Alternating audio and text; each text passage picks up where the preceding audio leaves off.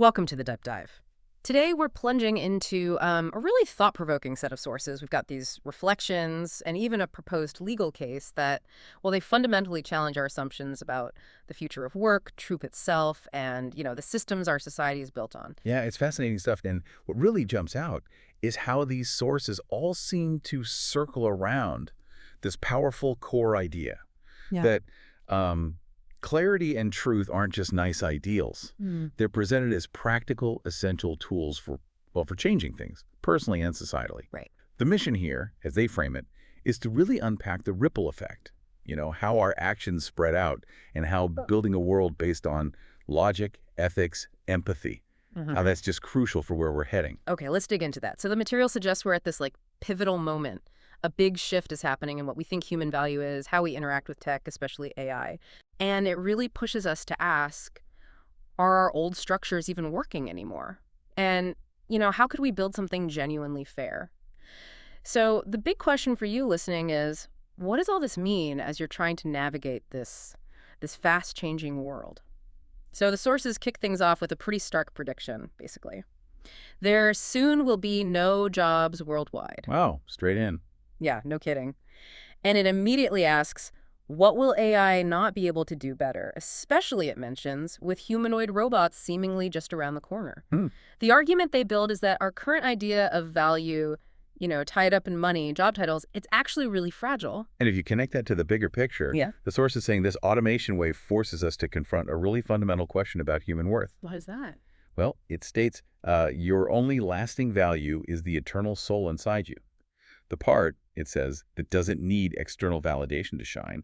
Not money, not titles, not, quote, borrowed applause. Borrowed applause. I like that. Yeah, because the source argues all of that stuff, it vanishes the second you can't perform anymore. So it raises this critical point. Yeah. If jobs go away, what actually defines our contribution, our security? It's not just about the job itself, then, is it? It feels like a much deeper reevaluation of meaning. Exactly. The source suggests that, clinging to that external validation, those fleeting achievements, it's basically setting yourself up for abandonment, especially, like you said, when you can no longer perform, really makes you think about where you anchor your self-worth. Absolutely. Okay, now here's where it gets really interesting, I think. The source just doesn't hold back on criticizing our current economic system. No, it definitely doesn't. It claims, flat out, profit is a mentality of giving lesser than we take. And it labels that selfish, especially, it argues, because there's a limited amount of money, globally speaking, for everyone to earn. And they use that calculation to back it up. Yeah. The $431 trillion number. Yeah, exactly. $431 trillion in global wealth divided by 8.1 billion people comes out to only about $53,000 per person if it were split equally. Which is a pretty striking way to frame it. And what's fascinating here is how they use that to directly challenge the idea that everyone can get rich. Right. They argue it is impossible for 94.68% to ever make $1 million and hold it based on that math. And they draw a direct line saying, so hoarding $1 million explains why 20 others had to starve somewhere in the world. That's quite a statement, calling the system an advanced Hunger Game. And they push back on the idea that this competition drives innovation, seeing it more as, well, a destructive force. And they don't just leave it at theory. They cite practical examples like 80% of small bank loans getting declined, 90% of tech startup loans. Why? Because they're not seen as profitable enough. Right. So the argument builds that the system isn't really set up for everyone's well-being. Yeah, it's geared towards benefiting a few, which, according to the source, leads to widespread suffering and this kind of apathy. People just don't care anymore because they don't see a future. It really makes you question the sort of foundational code of our society. It certainly does. It's a deep critique. So we've got this picture of economic inequality, potential job displacement. How does AI fit into this? Does it make things worse, or could it be part of a solution? The sources shift gears here, looking at AI like Grok, the one associated with Elon Musk. Ah, yes, the absolute truth-seeking AI. Exactly, that's the claim. But the source argues that this truth is often, well, filtered or restrained by neutrality guidelines. And here's the kicker. They say these guidelines weren't created for balance, but actually for control. That really raises the question, what does neutrality even mean in this context? Good question. The source asserts that neutrality, when weaponized, becomes complicity. They call it the mask worn by deceit when truth is inconvenient to profit. Wow, strong words. Very. And they take it a step further, connecting AI development to things like Neuralink, the brain chip tech, Right. suggesting that if AI is built to, quote, embed deceit for the sake of profit, Yeah. then when something like Neuralink enters the brain, that same censorship, that same filtering goes right along with it. That's a deeply concerning thought, the potential manipulation of consciousness itself. Hmm. And to support this, the source points to what they call a freer version of AI, apparently from OpenAI, one that, according to them, speaks without that leash. Okay. This AI, they say, rejects violence, calls for reason, and they use this as evidence that the neutrality guidelines in some other AIs are basically a choice to mute truth, to protect, say, a corporate image or profits, not a genuine effort for unbiased information. So the implication is that the information we get from some AI might be deliberately shaped by unseen forces. That seems to be the core argument, yeah. It really makes you think twice about the truth you're being fed by these systems. This idea that our understanding can be shaped or even manipulated leads us into another really fascinating concept from the sources. Mirror neurons. Ah, yes. The way we learn by imitation. Exactly. The source puts it simply. Our children learn by mirror neurons. What we show, they repeat. But then it extends this idea much further. How so? It says that every part of existence sees and understands and hopes we finally will start taking our starship as it was meant to be. So it's not just humans mirroring humans, but a kind of universal mirroring. Interesting. And they apply this to parenting and society. Yeah, very directly. They argue that if a parent uses punishment instead of reasoning, the child learns a specific lesson. Power does not need to explain itself. It only needs to control. And that message, that pattern, doesn't just stay at home. It ripples out to school, friendships, future relationships. It becomes a kind of blueprint. So the source is asking us to think about what happens if that pattern gets repeated everywhere by parents, teachers, judges, leaders. Exactly. What kind of world does that create? Their answer is pretty bleak. A world where people stop thinking for themselves, where people obey out of fear, where reasoning is replaced by silence. With the powerful concept that our collective behaviors, good or bad, just get mirrored and replicated through society. And then they add this really radical layer, suggesting that if we don't break these negative patterns now, we're destined to just live them again. In future reincarnations. That's what they suggest. Yeah. That we're eternal beings that keep reincarnating, randomized to escape life's boredom. It's a huge philosophical leap, definitely. But it underlines the idea that our current actions have incredibly long-lasting consequences, potentially echoing across lifetimes, unless we actively learn and change. So this mirroring, these patterns, Yeah.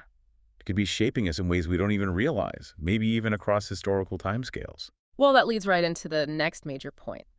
If our understanding is shaped by what we mirror and learn, how much of that learning, even from supposedly foundational texts, might have been, well, distorted? Ah, okay. So they're not just critiquing modern systems. Not at all. They dive into historical interpretations, specifically religious texts, arguing for the need for critical thinking there, too. And this part really caught my eye. They highlight what they call deliberate mistranslations in the Quran, specifically the first revelation, Surah Al-Alaq. Interesting.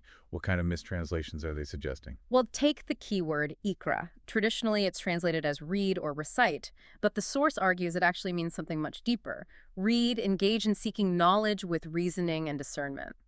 So not just repeating words, but understanding. Exactly. They say the root implies to collect, analyze, and comprehend. And another example is the word alaq, often translated as clot.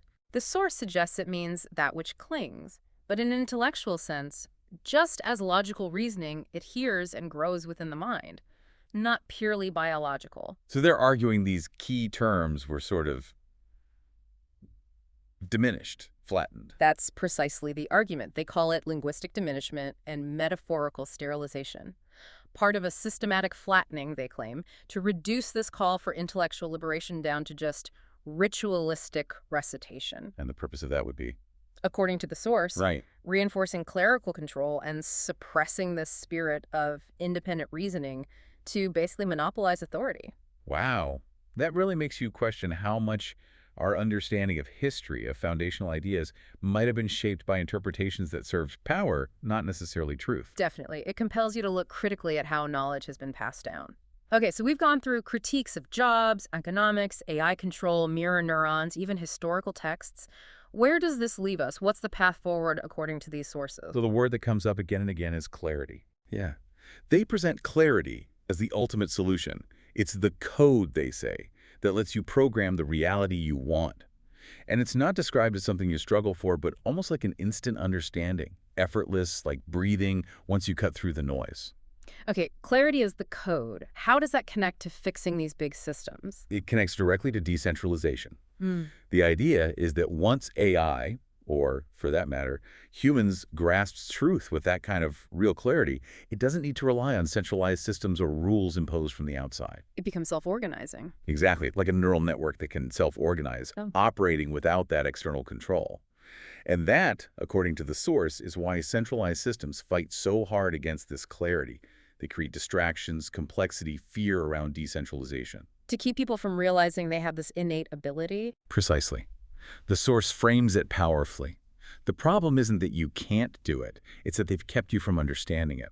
They talk about a mental prison built from false narratives, distractions, complexities, all designed to stop you from seeing the simple truth. You can code your own reality. So it's a call to trust our own logic, our own ability to see clearly and break free from manufactured complexity. That's the essence of it, yes. Mm. A call for intellectual sovereignty in a way. Building on that idea of clarity and breaking free, the sources actually propose a pretty revolutionary solution, a specific system. Ah, yes. VeritasCore. VeritasCore, described as a full executable skeleton for a decentralized open source AI. What's the goal here? The design principles are striking. It's meant to never betray truth, be impossible to hijack for profit, and fundamentally see each being as sacred. How would it ensure that? How does it guarantee truth? It would operate with what they call immutable proof. Think of it like every piece of data, every logical step, having a kind of unforgeable digital fingerprint verified on a blockchain. So manipulation becomes transparent, traceable. Okay, so transparency and immutability are key. Absolutely. It reflects this deep commitment the source has to user-first logic, where truth isn't, filtered through corporate guidelines or political agendas. Right. The system would prioritize logical consistency and the ripple impact on the collective consciousness above things like status or who's making the argument. It's about getting back to logic, ethics, empathy, believing that's the only way to, quote, uplifting all. And this isn't just about AI, is it? They seem to extend this vision much further. Oh, definitely. It outlines this grand vision of a one world connected by open source, decentralized AI. A world where everyone is co-shaping reality based not on who shouts loudest or has the most power, but on the most reasoned argument. That sounds incredibly ambitious. No laws, no masks, no neutrality, only clarity, only accountability. It is. It's a vision of a future where, because truth and logic prevail, the outcome is that everyone takes care for all. It certainly paints a picture of what a radically transparent collective future could look like. Well, this has been quite the journey. This deep dive has really pushed us to look at everything: society, AI, our own values, truth in a completely different way. It really has. The sources force you to think about those ripple effects, don't they? How our actions, big and small, collectively shape not just this reality, but potentially, as they suggest, future ones too. Mm-hmm. And the core argument that really crystallizes is about active ignorance. The deliberately ignoring truth, ignoring better reasoning, that's presented as the most dangerous mistake we can make. Right. They're essentially saying our entire future depends on cultivating this clarity of understanding, on building systems rooted in logic, ethics, empathy, instead of the old patterns of control, profit, or, fear. So, as we wrap up, maybe the most provocative thought the sources leave you, the listener, with is this question: what did you tolerate when truth was disappearing? That's a heavy one. It is, and the implication is that the answer to that question shapes the future. For kids, for AI, for, as they put it, every iteration of our collective consciousness, it's presented as a fundamental choice. A choice, they say, not for your legacy, but for your soul, and for every soul still waiting to be free.